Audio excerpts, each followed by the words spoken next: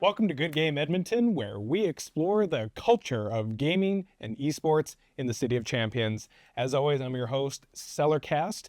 Joining me on the third installment of our NorQuest Esports trilogy is Jackie Nguyen and Carlo Martin. Jackie is the Manager of Business Enterprises, and Carlo is the Business Development Officer. Jackie, Carlo, thank you so much for joining me. Love that we've made it to the third part of this trilogy. We've come a long way, and I just really want to, first off, before we get into it, really thank you for the time, the energy, the space on campus and everything, and tapping a couple of volunteers to help as well. Really means a lot, and just excited to dive into this third part here with you both. Yeah, it's quite the evolution. Right. We've come a long way. I feel like I've gotten to know Carlos so well now. Maybe too well. Too well? Okay. He's tired of me. Okay. No. Well, I just want to start off, by saying, obviously, NorQuest Esports started off as just 4 Xboxes in a boardroom. We talked about this, to varsity teams, drop-in gaming, youth league, scholarships, dedicated staff members, plus, being out and about at events. From your perspective, Jackie, I want to get your thoughts on this. How did we get here? Why esports at NorQuest? I'll get your thoughts. Carlo, feel free to jump in whenever. But yeah, Jackie, I'm curious to get your perspective. Yeah, for sure. NorQuest College is the only community college in Edmonton. So as a community college, the mandate is to serve your community, and then also to differentiate, why does someone want to go to NorQuest College compared to other post-secondary institutions. And so when esports was introduced as more of an extracurricular activity so that we retain students on campus, show them that there's life on campus, the vibrancy of our campus, that was something that appealed to the administration. Right. And then from there, we expanded to other programming because we want to make sure that NorQuest Esports is the core to what we do, not just an extracurricular activity, but it is something that connects the students and the staff and the community on campus. So that was really what started our journey. Yeah. Yeah. Uh-huh. Now I'm curious, getting that recognition and that approval from the institution itself, kind of take us into some of those conversations, if you will, along the way, and how did those stamps of approval occur? What was the skepticism like, if there was any, and what were maybe some of the surprises along the way? I think one appeal of esports is the innovation that comes with esports. It is an emerging industry in Edmonton, Alberta, Canada, but it's definitely a global phenomenon if you look outside of Canada alone. So part of the appeal of innovation is how can we differentiate NorQuest College with other post-secondary? And at that time, esports seemed to be the answer.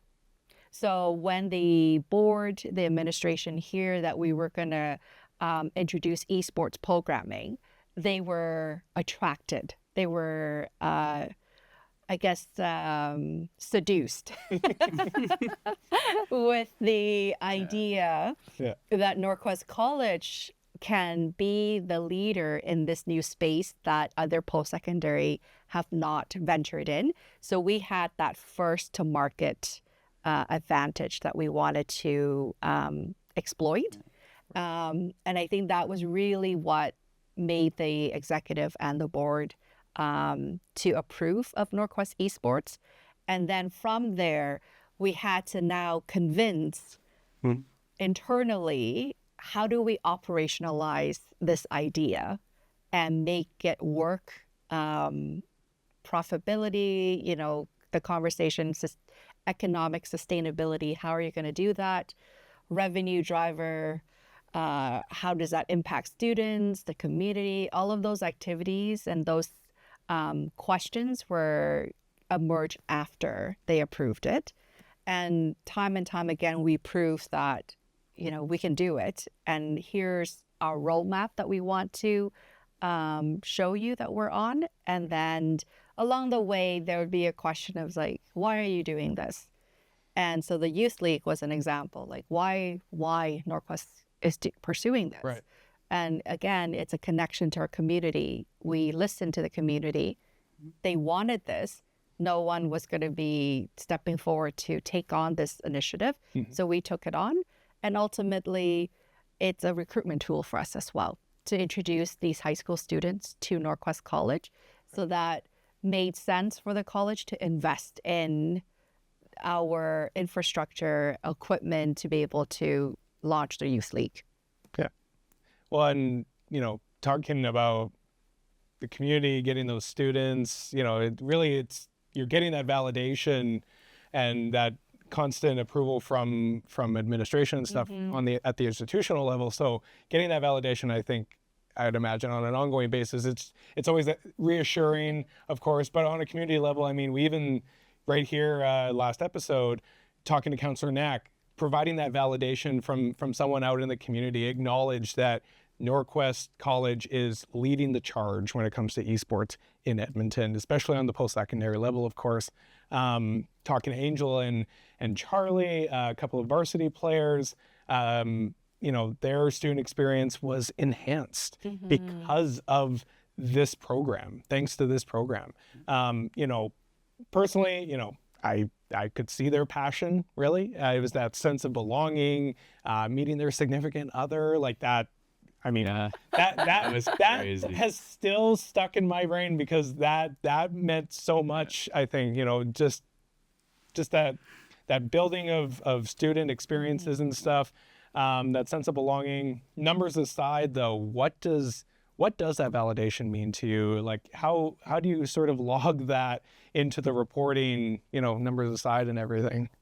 Well, I mean, I think numbers is always kind of relative, and I want to bring it back to why it works almost for NorQuest Esports and NorQuest College is because whenever it's very common to hear from other post-secondary institutions when they're doing their research and they're looking forward to trying to figure out how to do esports at their own at their own place.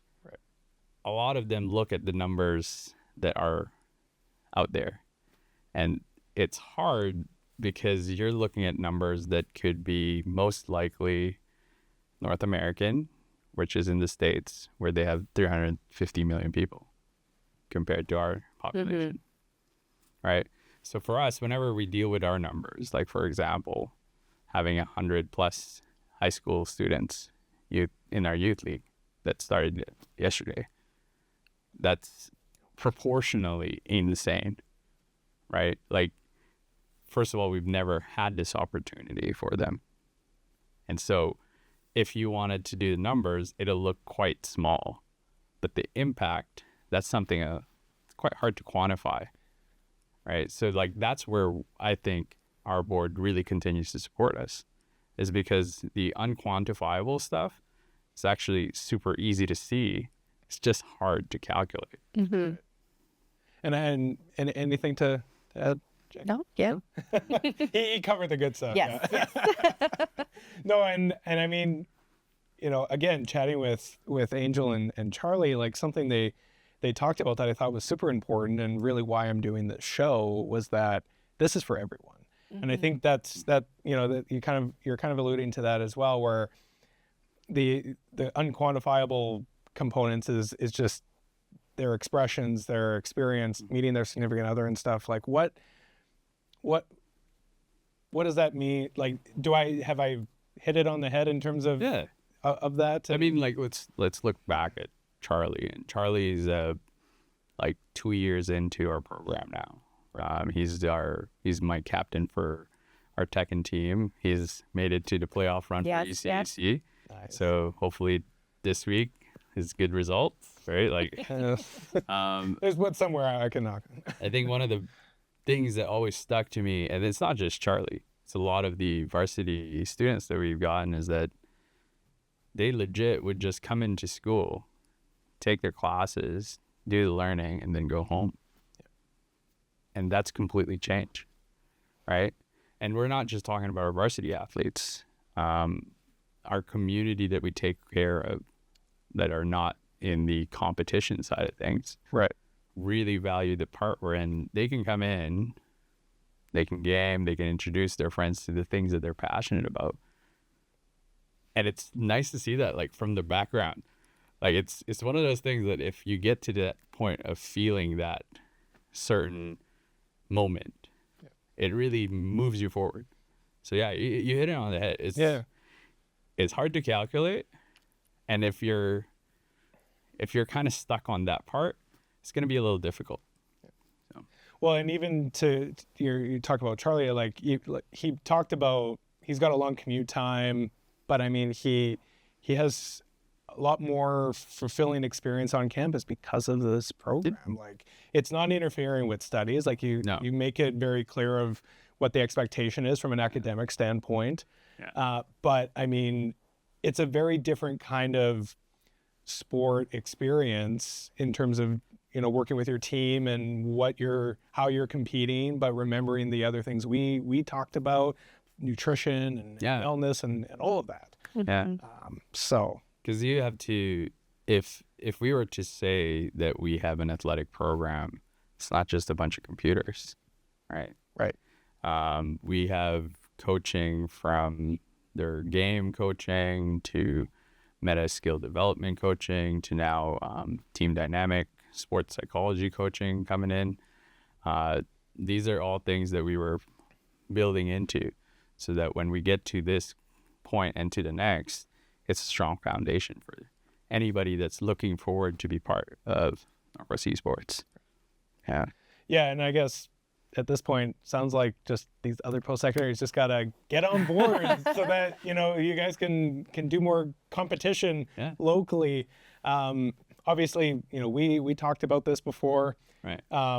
But I mean, there's no said blueprint for everyone. It's not going to work. Mm-hmm. But nevertheless, you know, having that open dialogue, I'm curious, you know, to help grow the ecosystem, talk about like what's the philosophy behind that as we continue to move forward and hopefully see that buy-in from other post-secondary so that they can come and be at the table. Yeah. You know, from the start of our journey growing NorQuest Esports, one of the things that Carlo and I wanted to focus on is collaboration. Right. We don't keep anything secret. We share our challenges, our success, and, you know, the how-to for us.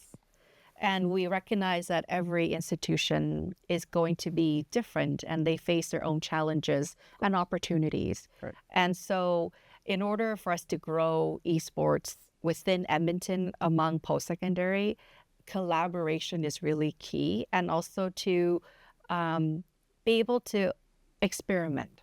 Right. We are never going to be successful the first try on doing something, right? We always, our goal is start small, think big. Right. And then if we do it once, we're going to learn from it, we'll scale it, get better at it. And there's never failures. There's always just learnings. And I think sometimes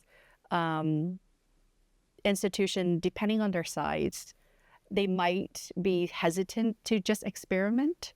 And then therefore, until they've figured everything out, then they'll do it. Whereas us, you know what, we have a destination that we want to end up with. Our journey is going to be fun, but we're also going to have some detours along the way. Yeah. But we're set on arriving at that journey.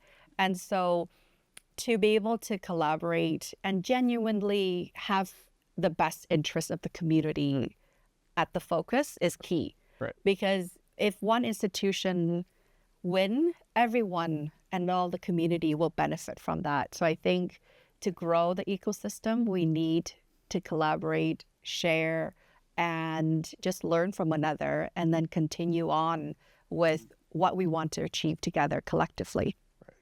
Yeah, the support from different organizations, people, communities in Edmonton, it's probably half the sauce of our success. Right. And success, again, as Jackie just mentioned, like, it's never going to be the same, but you have to find it. You have to, like, really be able to see what the translation would be. Because whatever we plan isn't just for a certain shape to fit. It's really for us to be able to, be a good example of that culture at the college, wherein you go and take those risks, right, and make that difference. So we're always able to go and experiment and see what can work. And in that opportunity comes into the part wherein we can bring in other people from the community, our students, other post-secondary colleges that are like interested, and we are able to give them, learnings and really even activations at our place. I remember the first time the U of A Esports wanted to host one of their tournaments over at the college, and yeah, it was great. Like, it wasn't a question of like how, but like yes or no, but like really how, right? That's always what we kind of answer. It's like, how do we do this? It's not ever like, no, we're just not doing that. Yeah, no, and I guess you talk about sharing learnings and stuff. So based off of some of the learnings you've had along the way here, what have been some places of inspiration, that you've looked at where esports is working, whether it's, in Alberta. Our inspiration? Yeah. Like, I mean, everybody looks at, in the East.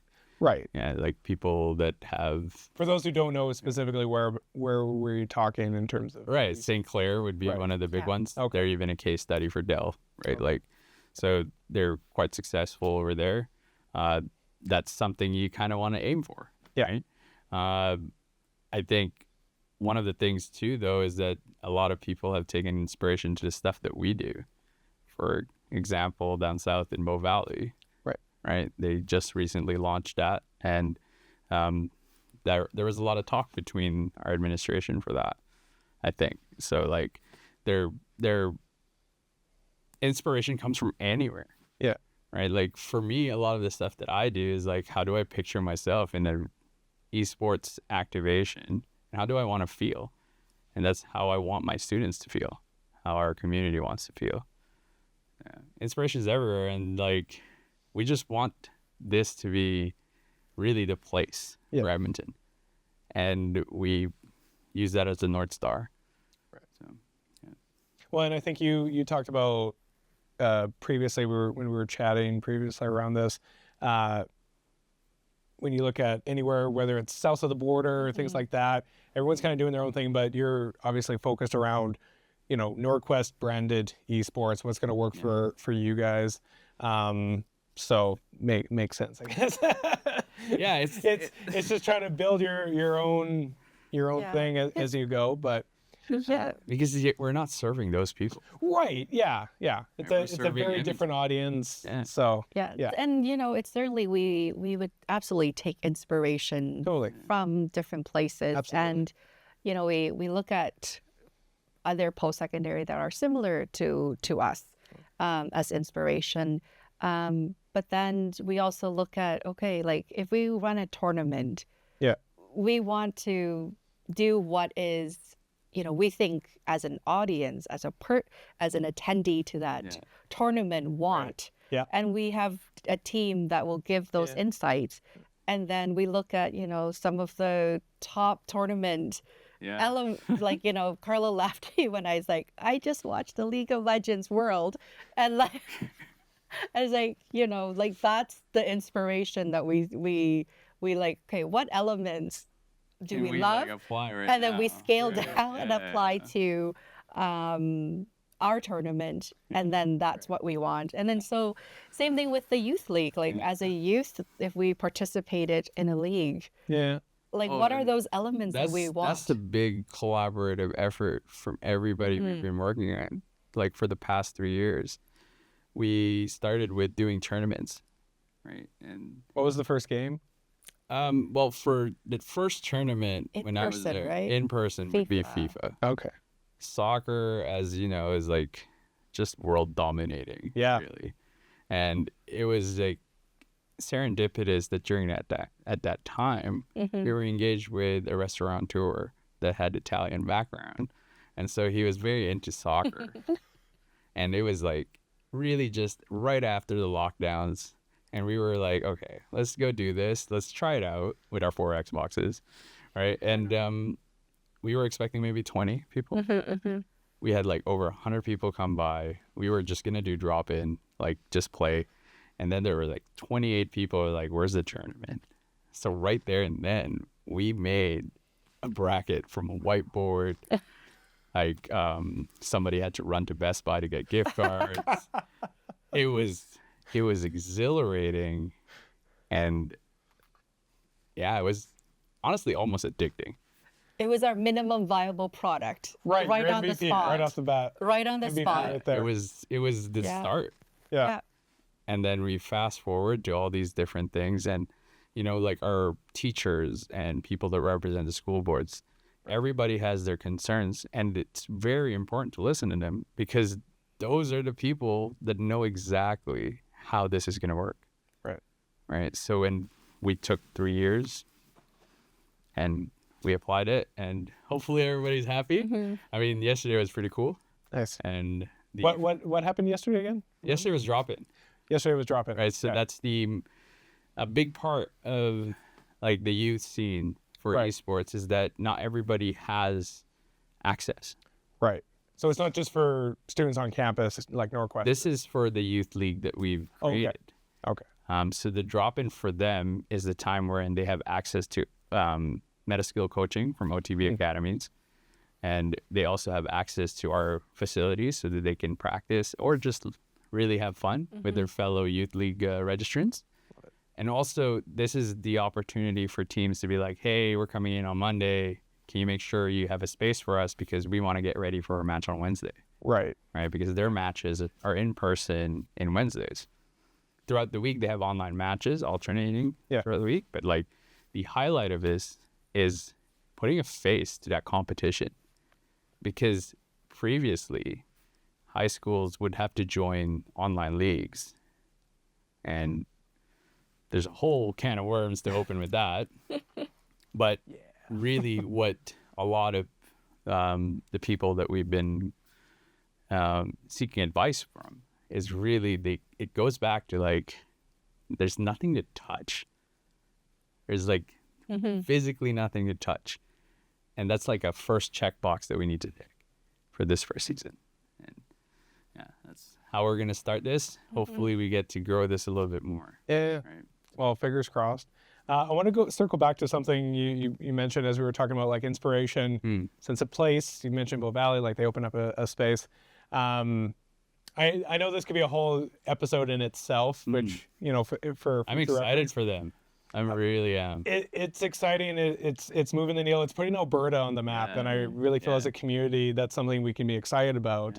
But looking at NorQuest, you know, in terms of a space,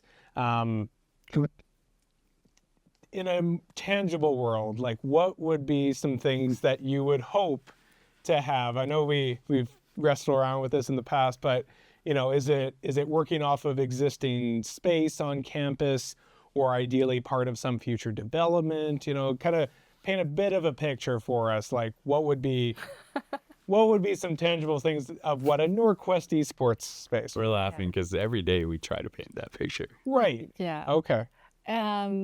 And you know, space is a big challenge right now for NorQuest College because we're growing and we're outgrowing the current spaces that we have.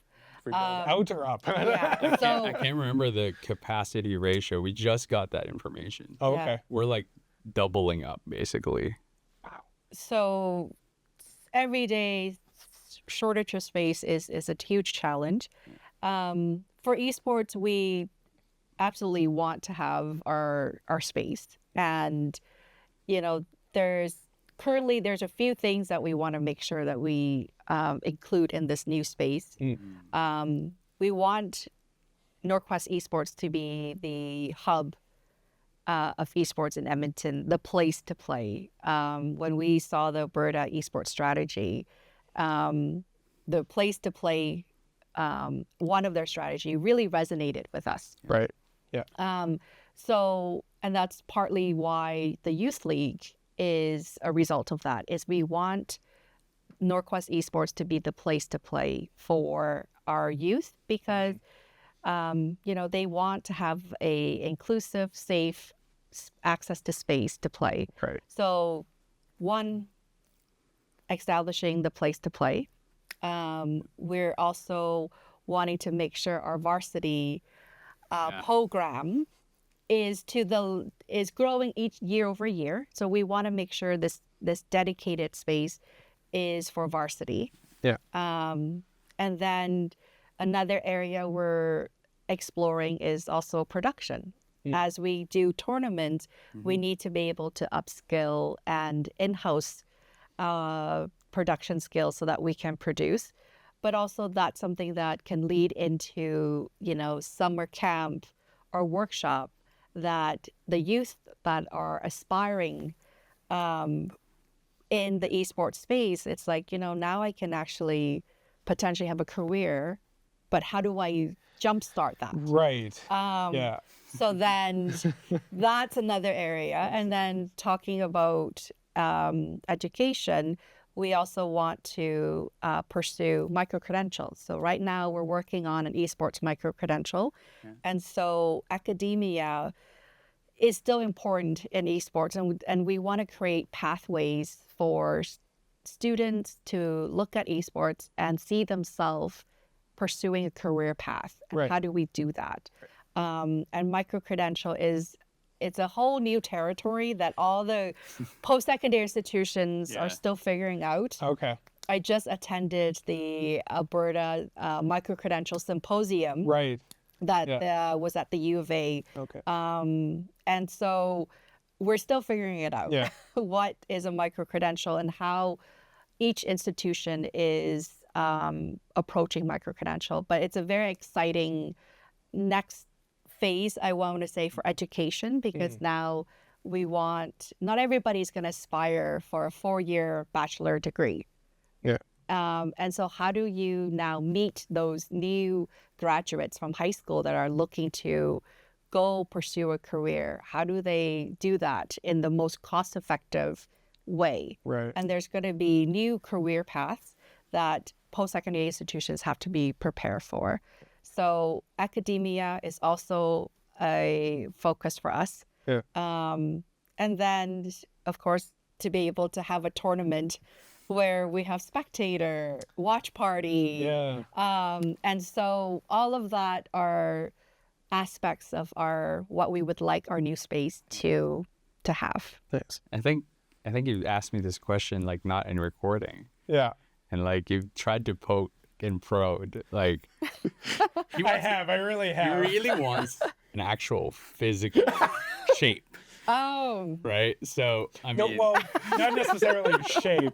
I think the biggest thing that I think for anyone in, say, like the tech space or other similar industries that are kind of come to that intersection with esports, it's very much a co-working space.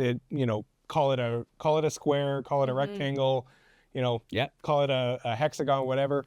But nevertheless, it's got that shape where you have multiple purpose areas to help create that hub that you mentioned. So, well, because I think if you were to define what we do, right, it's doing everything we can, but not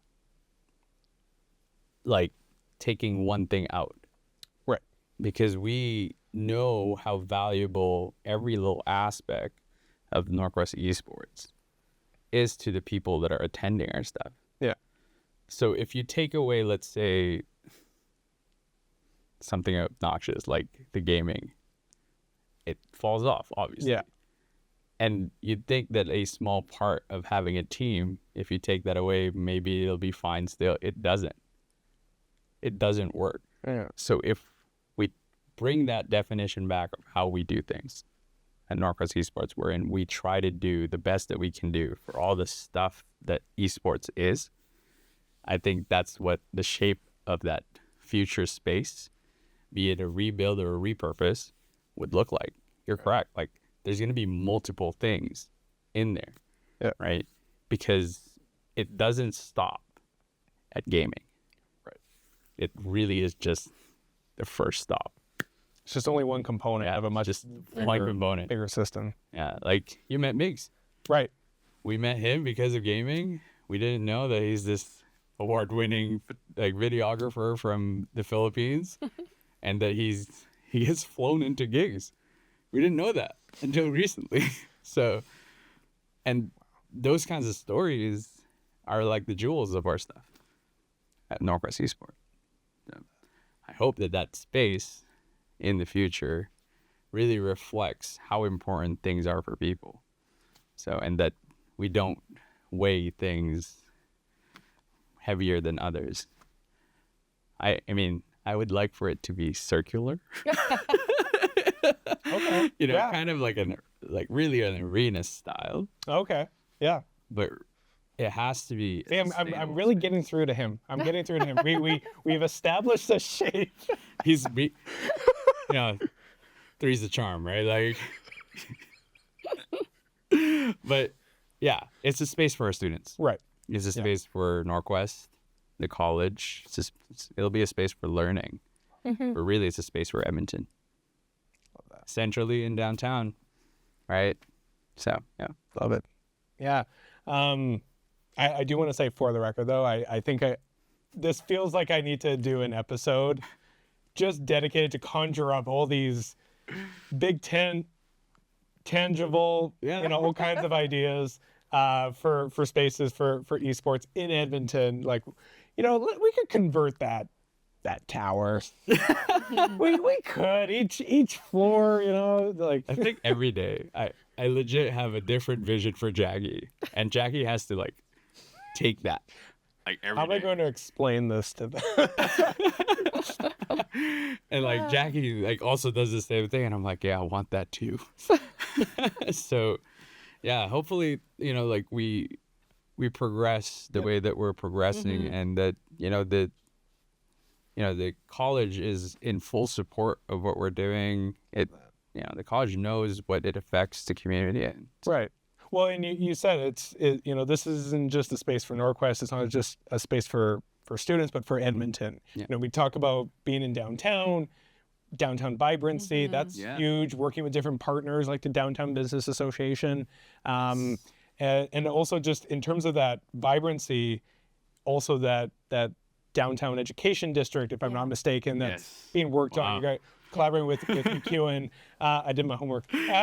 he did do his homework. Wow. Well, I'm curious, and for those of us who don't know, because I think it's still kind of early days with that concept, how do you see NorQuest Esports fitting in with that district concept, and especially with a future dedicated space for the community for students? I mean, I do think we like the idea of taking leadership in that space. Yeah. Right? I mean, you're already doing it. It's one of those things. Is like, who gives you the seal of approval? But yeah, like I think You got mine, so if that's worth it. like whenever I talk to like the U of A's esports association, Right. I like to give them like as much input I can give them, with also giving them what they need in terms of their 1-year mandate. That's their challenge, right? Their challenge is that they're an association, first of all, that's elected by their student body, or at least their clubs. And they have to manage a really big organization. And for me to say that I know how to solve that would be a flat out lie. But I know for a fact that their challenges as a 1-year mandate, the thing that they need to do is apply what we do with our projects. Hone into one strong one that you can build off the next for your next 1-year mandate. Right. It's funny because actually one of our coaches for our varsity is in that student association. Oh, okay. The U of A. Yeah, Ethan. Yeah. We're progressing. I'm excited to see the education district come together, especially with esports kind of standing out as this potential key pillar as part of academics. Well, I don't think tech's stopping. No, I hope not. I mean, we have AI and all this other stuff to explore as well. But machine learning is exciting at NorQuest. There you go. So, that maybe another episode. Yeah. In the future. So you haven't gotten rid of me. I have a couple of alumni now from machine learning. We'll talk. Yeah. We'll talk. and you thought that this was the end, but we'll keep going. But nevertheless, you talked a little bit in terms of, I think, what students can look forward to in terms of micro-credentials and stuff. As maybe building off of that, is there anything else that students can hope to see that will be offered for them, whether they're post-secondary on campus or leading up to post-secondary, that you're able to share at this point in time? I think one of the all of our initiatives, they're born from us listening to what students are wanting. Right. So the current ones that has been on their top list is a place to play. That's something that they want to be able to have access to. And so we're working hard to always make sure that we're able to provide that. So that's first and foremost. Right. And then, the next one they were thinking is like, we want a tournament style. And so I was like, okay, yeah, we could do that. And here's what we'll do. And then depending on the feedback that we receive, whether it's a yes, we're going to go ahead, or what, we don't have enough interest, then we'll pause. The youth league was an idea that we had many years. It was something that we wanted to do. Right. Let's be honest, we were aiming for a 2025 launch.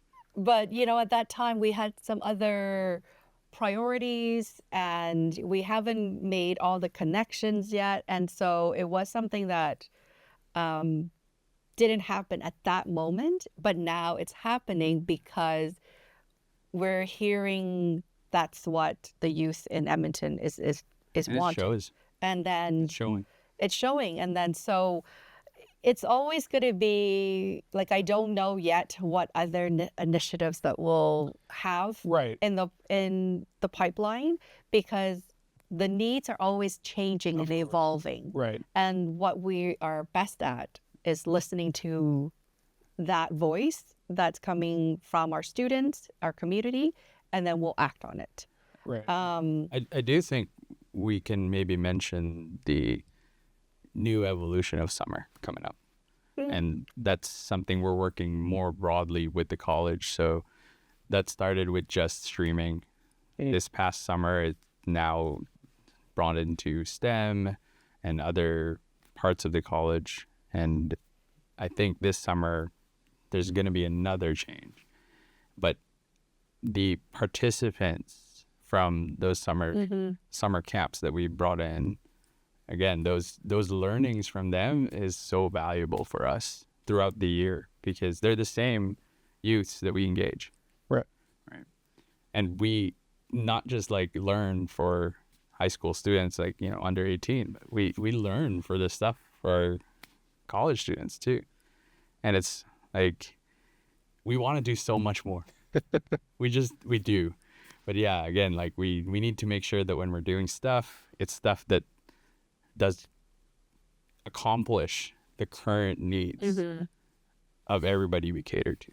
So why don't we go back to the micro-credential? I'm curious then. So meeting those needs, is there a sense of how that could sprout out to different ones, and what would that look like? You talked about having dedicated space to go be broadcasting and production and stuff, and workshops and things like that. In terms of the micro-credentials, what do you see being like a couple of the key areas based off of what you're envisioning for the future? Yeah, so the first micro-credential that we are launching is we're actually targeting working professionals. Oh, okay. That are already in that is in the space already, but they've heard esports, but it's a buzzword, or they don't quite know what esports is, but they see the interest in their own kids in the community, and now they want to learn a little bit more. It's around them, right? Yeah. That how can they apply to their existing industry that they're in. So that's the goal for the first launch, is working professionals. So, right now, Event coordinators.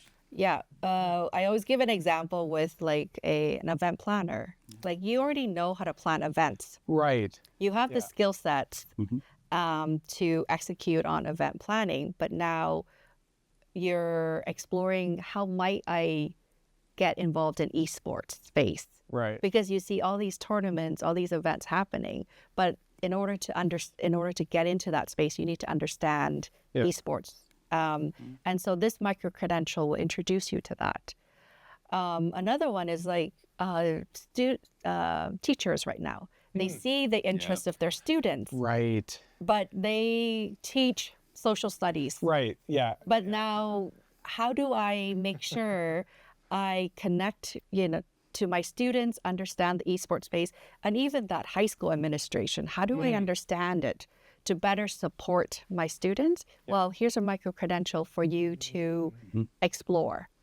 So that's our first micro-credential. But we all, we want to make sure that we will work on aiming for a micro-credential for students that are now, hey, like, how do I even get into the career path in esports? Right. Because there's many.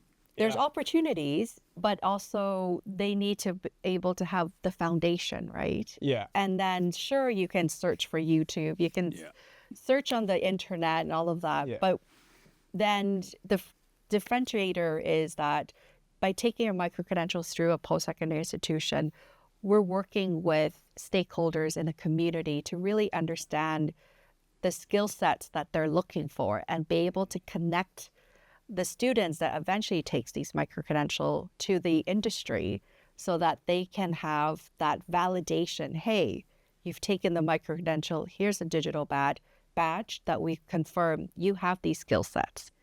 And so that's our goal, is to be able to build more of those micro-credentials and ultimately show that there is a career path in esports, and all of the surrounding structure in the esports ecosystem.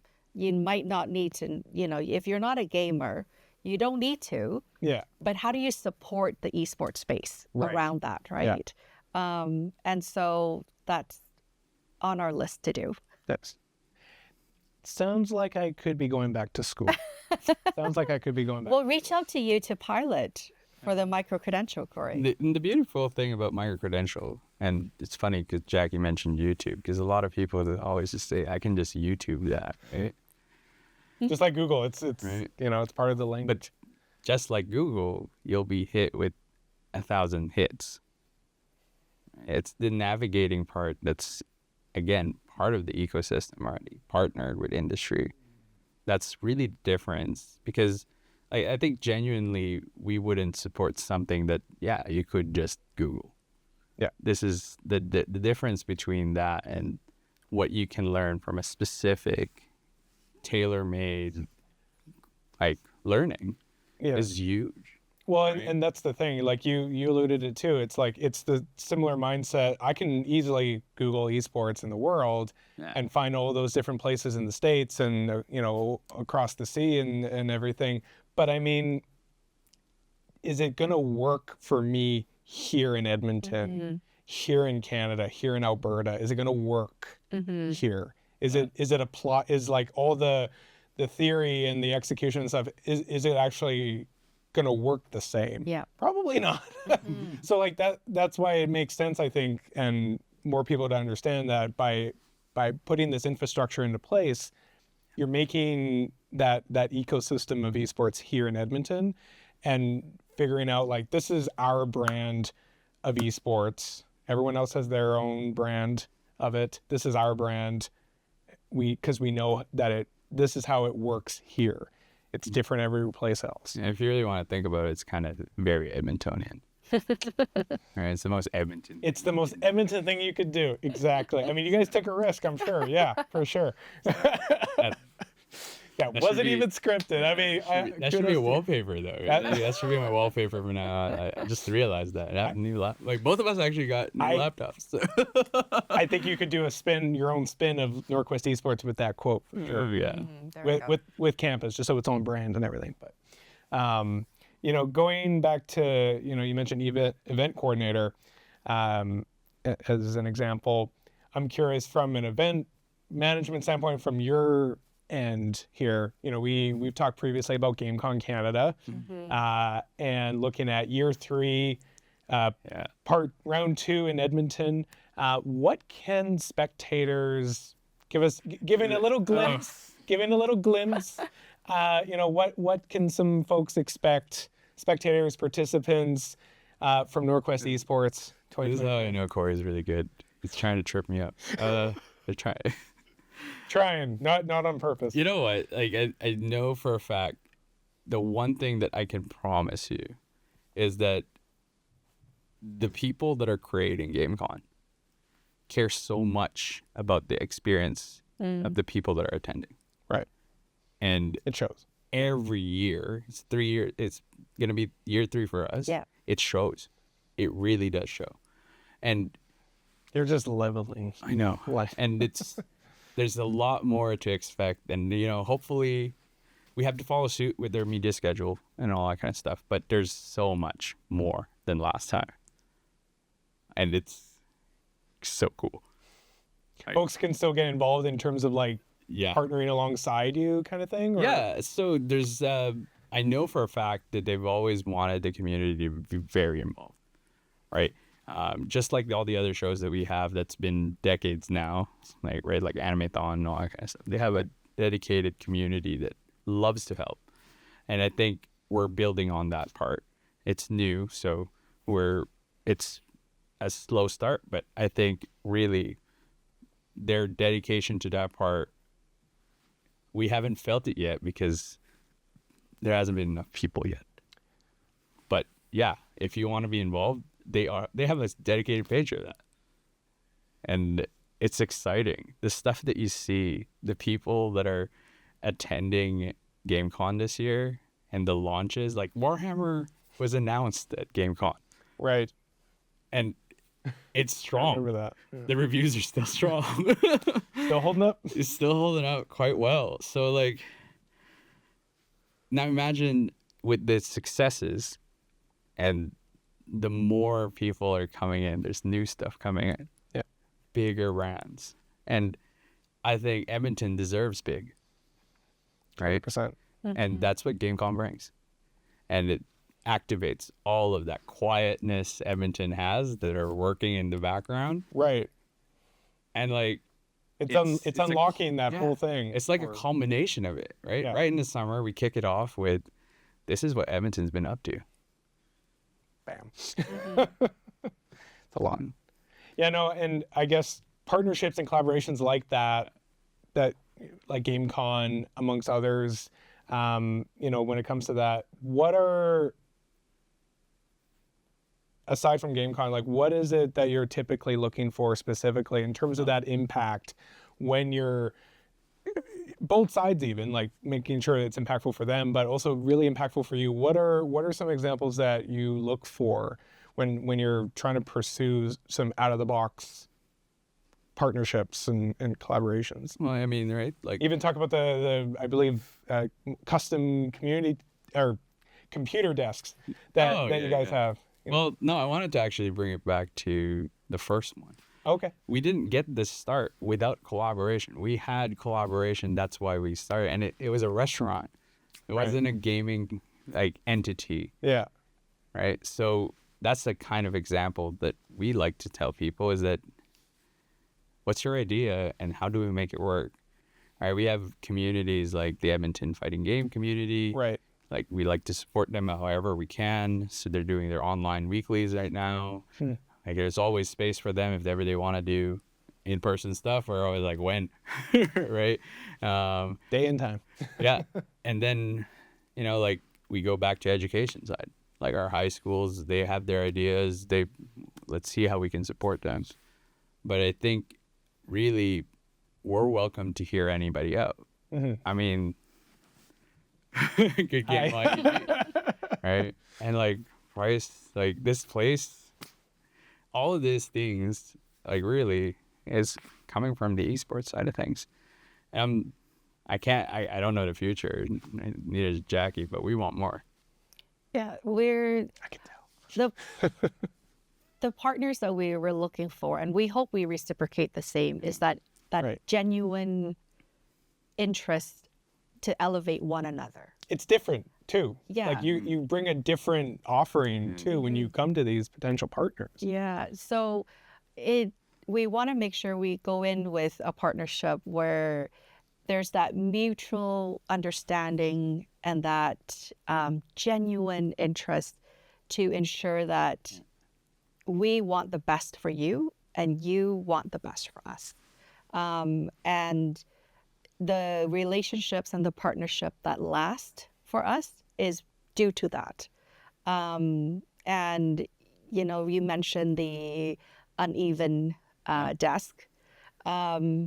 They were the one that Carlo found on Linus Tech Tips. yes. Yeah. He saw the video and he messaged me right away. I think I found it. That was it. Just That I think I found it. Yeah. I wish teams kept history because that's legit. That's legit what I told her. Because we had a problem. We had a problem at that time because we didn't have a dedicated esports space. So we kept thinking, like, how can we find something that is mobile for us to activate our esports tournament anywhere around campus? And all the options we were looking at, it was either custom built millwork Carpentry, that you would put in your computer, your monitor on wheels, and This is the first Apple computer. you would like have to wheel it around, and it's bulky. cabinet.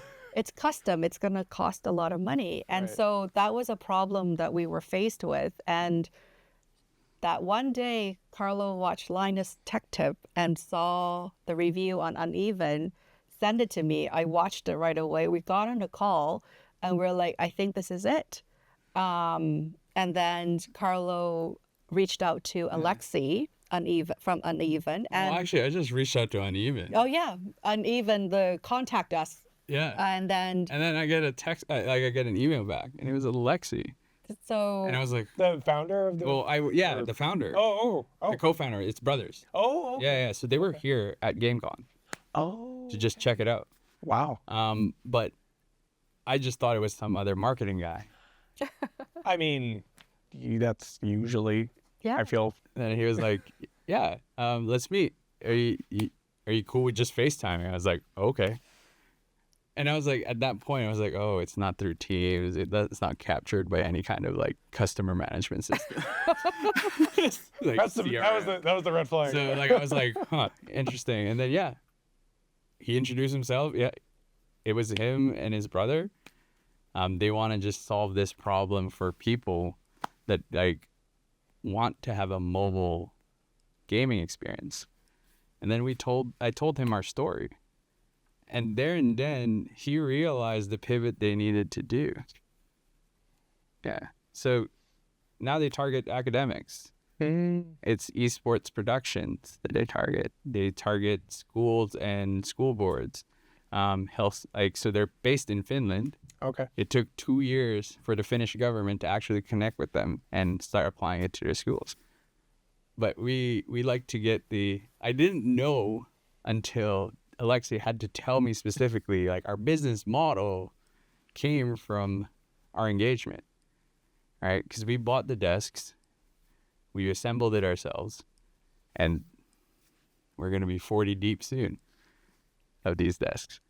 And it's not stopping for them, because all these new ideas from the different people that are now realizing the potential of the product are coming up, right? Like Jelly Roll's coming into town. Jelly Roll has his own uneven desk, and they make custom accessories for him because he's a music producer. Right? It's cool. That's innovation, and like we love that because they're growing with us, and we're growing with them. Is NorQuest the only No, academic that has it? no, Here- Bell is Rose there? has it in Oh, St. okay. Albert. Oh, nice. Yeah, Yeah, they have okay. they renovated last year. Mhm. Was it last year or the year before? A year before, and then but they came to visit us at our space, and we showcased the uneven desk, and then It was a couple of tech from was their tech IT. guys, so they understood. Right. Yeah. Yeah. Right. And they're like, we should. Yeah, so they bought 12, and their space is like almost as big as this space, Okay. and they renovated with air conditioning. They had secret lab chairs. When we first visited, I told Jackie, he's like, why don't I have those chairs? Ooh, you started something. now I mean, we do. Now we do. Now we do. now you do. That is true. Back checking from part 2 of Yeah. the show. Now we do. Yeah, there you go. Yeah, those kinds of collaborations we're looking forward to. Yeah. And Edmonton, again, as a hotbed of innovation, we're looking forward to more of those coming up, right? It's only the beginning. Mhm. As you continue to build these, relationships, especially on a national level, obviously, like any other thing, there's different membership organizations out there. I'm thinking, like, example-wise, Esport Canada. Talk about what the impact has been for being part of organizations like Esport Canada, especially on a national scale for NorQuest. It's a great place to see what everybody's doing. Right. Everybody there, especially even like really recently, there's been a shift in terms of either their organization or whatever. But it's really shows and reflects that everybody wants to learn. Right. What's working for you? What's that kind of stuff? And they take care of Esport Canada in multiple levels. There's a PSI level, there's a the education level. I'm assuming at one point they'll probably try to take on the semi-pro and that kind of stuff, but I don't know, right?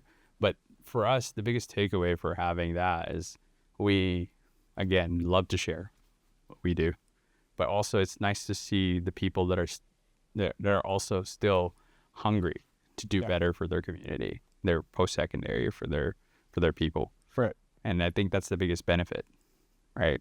And again, one of those like hard to quantify thing. Fair. Right. Esport Canada, I think at one point will have to do some kind of financial model in order to keep growing. Currently there isn't, but I think there's talks about it. And every association, that kind of stuff, some has to have a feasible way to operate. So it's not really much of a hindrance. It's more of like, we're curious how that will look like. Yeah. But another example is like we're in ECAC, which is the Eastern Conference Athletic Division here at North America. Oh, okay. They charge X amount of dollars Right. for our athletes to compete in. And the value of that is there's a goalpost. All right. Where does your athletes land? Right. But again, the hard part of that is that it's online. At one point, really, I think esports in Canada will hit a maturity rate wherein there's local, provincial, and national, just like our regular sports. Right. Right. And Work your way up. we're in for that ride. And again, the people that we work with are experts in that area, from basketball, from volleyball, and hopefully we do them justice. I know I've asked Carlo about this already, but I want to ask you, Jackie. Yes. What is a GG moment that has really resonated with you that's just still living in your mind rent free along this journey thus far with NorQuest Esports? I would have to say, like the growth of my team.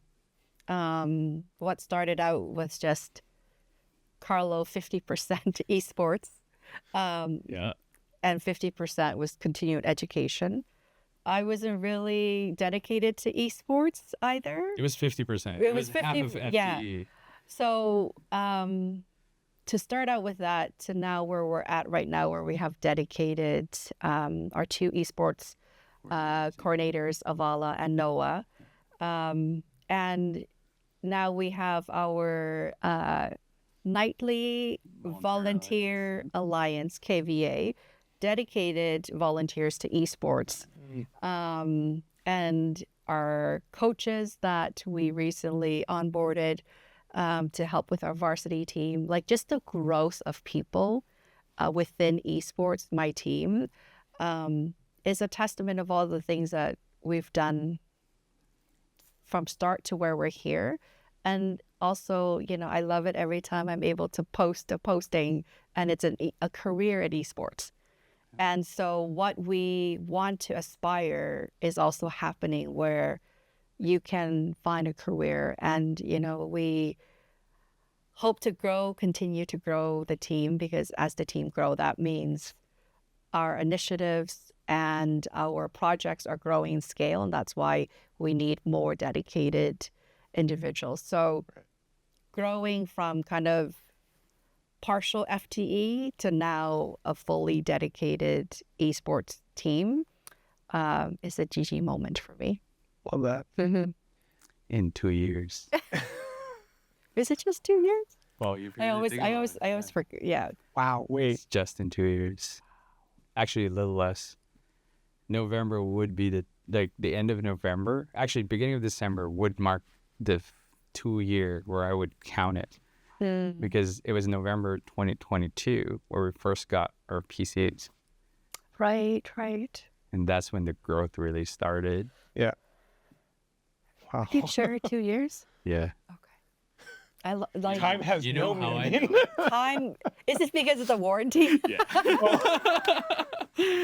There we go. There we go. Those warranties are great. There we go. I think actually, if anybody were to ask how we're successful, a lot of it is because of, well, no, just because we work with Memory Express, Right. And they're actually, their IPR helps us. It's crazy. Love it. Should learn more. I'll link it in the show notes. Yeah, I'll link it in there. it works for us quite well because our computers are used every day, Right. and we don't ever have to worry about it for 2-3 years, depending on whichever we choose. That's nice. And it's reasonable, super reasonable. Right. But that's how I count. How many years is the warranty? Because our first desktops are about to hit the 2 year Yes. in December. Yes. Love it.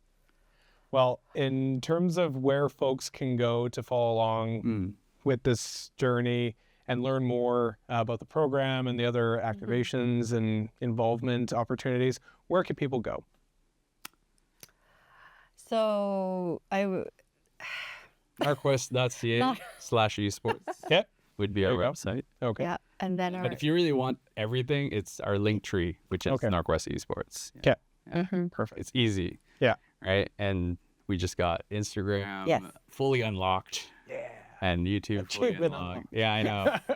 yes. That's a whole thing on its own. But you should see the wonderful things that our varsity does for Avala and Noah for content. Well, I see it. It's great. It's great. Some of them look like they're hating life a little bit, but it's like it's worth it. You seen Jackie in there? Were you getting pulled in a wagon? Yes. Yes. Oh, okay. The things I do for the team. That was our Halloween costume. That was our Halloween That's F1. collaboration right there. F1 driving, BE, business enterprises. I feel like you guys got to get into F1 now. Okay, spoiling things. I'm not spoiling anything. I'm just saying, like, the you teased it, so I'm like, It like it is one of the things that the students were requesting Okay. in terms of the youth league. Mm. It's just we can't do it justice at the moment. Right. But yes, there's quite a bit of interest in sim racing, and it's cool. It's really, really cool. Love it. Like you can see rigs that are $200 to $5 million, 1 out of 3. Like I've seen it. I was like, it's crazy. Nice. Yeah. Well, unless if there was anything else you wanted to mention, now's the time. But we've covered a lot. Well, thank you for your work. Thank you so much for the time. Yeah. Any last? The floor is yours. If there was anything else you I wanted want to to shout out our space, this production. It's putting me to tears. Yeah. So, like, Awesome. yeah. Yeah, just thank you for showcasing our story with the trilogy episodes, so that everyone can hear the journey that we've been on. So much appreciation. Of course. We're looking forward to your growth at Get Game the Egg. Thank you. Yeah. Well, My kids actually listened to the whole thing. what? Wow. They bug me about it. They're like, did you hear the new episode? And I'm like, stop. But yeah, they do. It's cool. And So a lot of don't people swear. Okay. Yeah. Don't swear. Right. There was one I think I did. No, it's okay. They're 8. Like when I say my kids, sorry, I should clarify that. Oh, okay. I don't have kids yet. Neither do I. No, it's our varsity students, Okay. athletes, There you and go. our community members. They know when you release your episode. that. So Love that. I have a looking way to forward track to it, so it's okay. yeah. No, You'll get there. I appreciate that. No, that means a lot. And yeah, this was only one trilogy, so I imagine there's going to be plenty more to go down the road to talk about new and exciting things that are coming up for you guys. So looking forward to it. Really appreciate the collaboration. But yeah, for now, this concludes the NorQuest Esports trilogy on Good Game Edmonton. Thank you both again for being on the show. Really appreciate it. Shout out to Kiwi Productions for this studio space right here. And it's been a pleasure, as I've said, collaborating on this deep dive of NorQuest Esports. Also wanted to give another shout out to Noah and Migs. They're not here, but for their time along the way to get the setup done behind the camera on campus. Really means a lot. And yeah, just looking forward to tapping into more opportunities and seeing where the show goes from here. In case you missed it, part 1, part 2 of my conversation with these NorQuesters, or any episode of the show, you can catch them all and more at goodgameyeg.ca. And if you enjoyed this episode, please rate and subscribe and share wherever you listen to podcasts.